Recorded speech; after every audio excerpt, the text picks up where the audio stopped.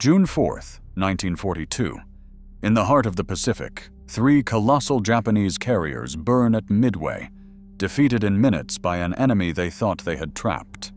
But one ship remains, Hiryū, the Flying Dragon, designed for speed, armed for empire, and now the last hope for Japan's naval supremacy. As Admiral Yamaguchi weighs the impossible, strike back alone or accept annihilation, the fate of the entire war hangs in the balance. Could Hiryū, the carrier that fought to the end, turn disaster into victory, or was her final battle already written in fire? To understand how a single ship defied destruction, we have to start at her extraordinary beginning. Hiryū was conceived in the shadow of disaster. In the mid-1930s, Japanese naval architects faced a crisis. The Tomozuru and Fourth Fleet incidents had exposed deadly flaws in the Imperial Navy's carrier designs. Ships that rolled too easily, split their seams in storms, and risked capsizing under battle stress. At Yokosuka Dockyard, engineers tore up old blueprints and started again. Hiryū's hull was stretched and widened, her forecastle raised, and steel girders reinforced from keel to deck. The result was a carrier that displaced 17,600 tons, a full 1,400 more than her sister Soryu, and rode the Pacific with a steadier, heavier stride. Speed was paramount. 4 Kampon turbines, fed by 8 water tube boilers, could drive her to 34 knots, fast enough to outrun most cruisers and keep pace with the hard-charging Kido Butai. Yet these engines were packed deep in the hull, their exhaust funneled out to starboard, a design meant to save space and protect vital machinery from bomb blasts. Fuel tanks, too, were buried low, holding 4,500 tons of oil for voyages that could stretch over 10,000 miles. But the pipes that fed her engines and aircraft ran beneath both hangars, a vulnerability that would haunt her final hours. No other Japanese carrier looked quite like Hiryū. Her island superstructure, unlike every American flat top and most of her own fleet, stood on the port side, a rare choice, shared only with Akagi. This left more room for flight operations on starboard, but narrowed access for firefighting and crowded the launch lanes. The flight deck itself sat just 12 meters above the water, a low profile that cut wind resistance and improved stability, but forced cramped hangars below. Every inch of her was a trade-off: speed against armor, capacity against survivability. The name Hiryū, Flying Dragon, was chosen to embody imperial might and ambition, a ship built to lead from the front. In her steel and steam, she carried the lessons of past failures and the hopes of a nation reaching for dominance across the Pacific. On the morning of December 7, 1941, Hiryū's flight deck thundered to life.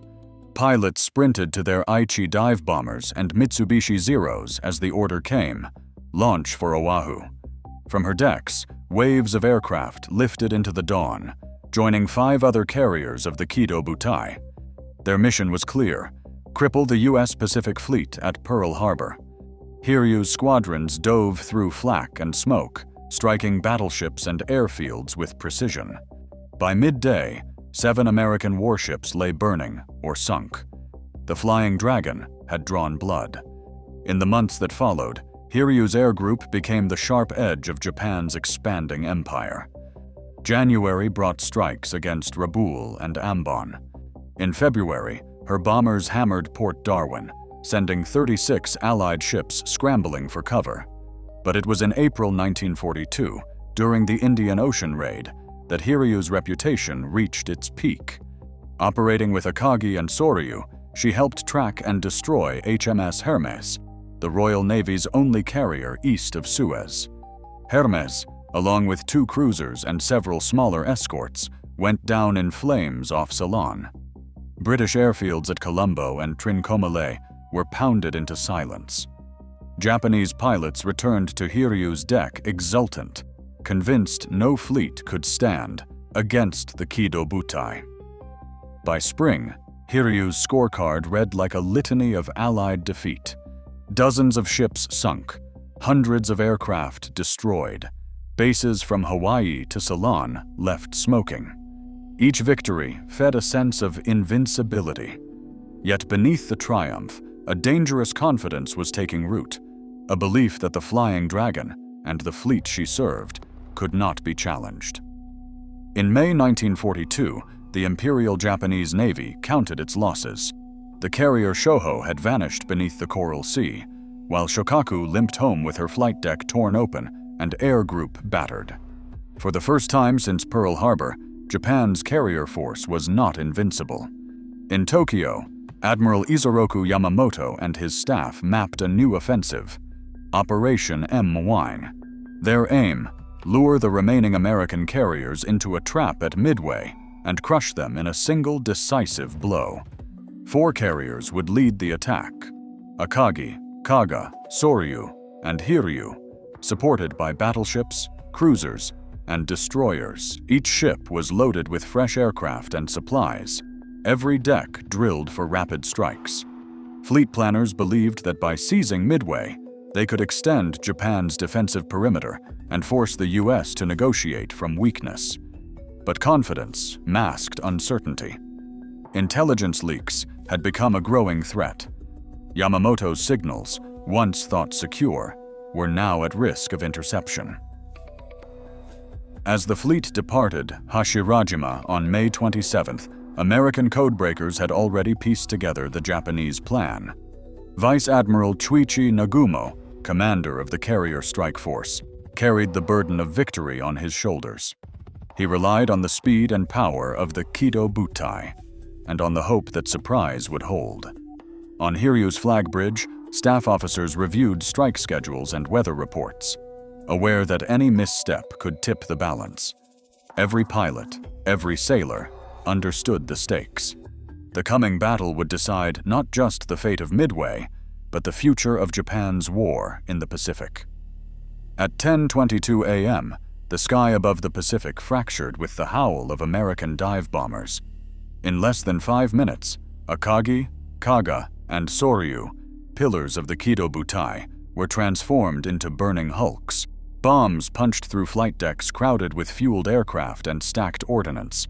Flames raced from hangar to bridge. On Akagi, a single 1,000-pound bomb ignited gasoline vapors beneath the flight deck, sending fireballs through the island. Kaga took at least 4 direct hits, her deck collapsing into the inferno below. Soryu's elevators vanished in sheets of flame, ammunition detonating in the lower hangar. The air was thick with smoke and the stench of burning oil. Survivors leapt into the sea, chased by explosions and falling wreckage. By 10:26, the heart of Japan's carrier force was gutted. Only Hiryū remained, positioned north of her sisters and momentarily masked by distance and luck. On her bridge, Rear Admiral Tamon Yamaguchi absorbed the scale of the disaster in silence. The initiative was gone. The plan for Midway lay in ruins. Yet as the radio crackled with fragmented reports and the horizon flickered with black columns, Yamaguchi refused paralysis. He summoned his staff, ordered the surviving air groups to be readied, and prepared to strike back. The Flying Dragon, alone amid the wreckage, now carried the hopes of the entire fleet. Every eye turned to Hiryū, not as a symbol of dominance, but as the last chance for reprisal before the tide swept everything away. At 10:58, Hiryū's flight deck roared to life once more. 18 Val dive bombers, led by Lieutenant Michio Kobayashi and shielded by 6 Zeros, clawed into the sky, each pilot briefed on a single target: Yorktown. An hour later, bombs rained down, 3 striking home. Boilers burst, flames licked across the American deck, and for a moment, hope flickered among the Japanese crews. Without pause, Lieutenant Shigeharu Murata gathered 10 Kate torpedo bombers for a second blow. At 14:40, torpedoes slammed Yorktown's hull, flooding her engine rooms and forcing abandonment. Against overwhelming odds, Hiryū's air crews showed relentless skill and resolve, turning the carrier into Japan's last defiant sword. By dawn on June 5th, Hiryū was a gutted hulk, her deck split open and fires raging unchecked below. Captain Tomeo Kaku and Rear Admiral Taman Yamaguchi gathered the last survivors, engineers, gunners, wounded pilots, on the shattered forecastle. Refusing evacuation, both men remained aboard as Kazagumo and Makigumo took survivors from the oil-slicked water. At 5:10, torpedoes from Makigumo struck Hiryū's side. The carrier rolled, then slipped beneath the waves, taking nearly 389 crew with her. For those rescued, memories lingered of blistered metal, choking smoke, and the silence that followed. The loss of Hiryū broke Japan's carrier arm at Midway, ending the Kido Butai's reign and shifting the balance of the Pacific War forever. On June 5, 1942, after sustaining multiple bomb hits and uncontrollable fires, Hiryū was scuttled by Japanese destroyers Kazagumo and Makigumo, ending the last stand of Japan's carrier force at Midway. Of the more than 1,400 crew, approximately 389 lost their lives. Hiryū's design, with its reinforced hull and port-side island, reflected lessons learned from earlier naval losses and played a role in her brief survival that day. Official action reports, survivor testimonies, and ship logs confirm the determination of Rear Admiral Yamaguchi and Captain Kaku, who chose to remain aboard. Yet questions endure. The full details of Japanese decision-making in those final hours remain partly obscured in war diaries and classified records.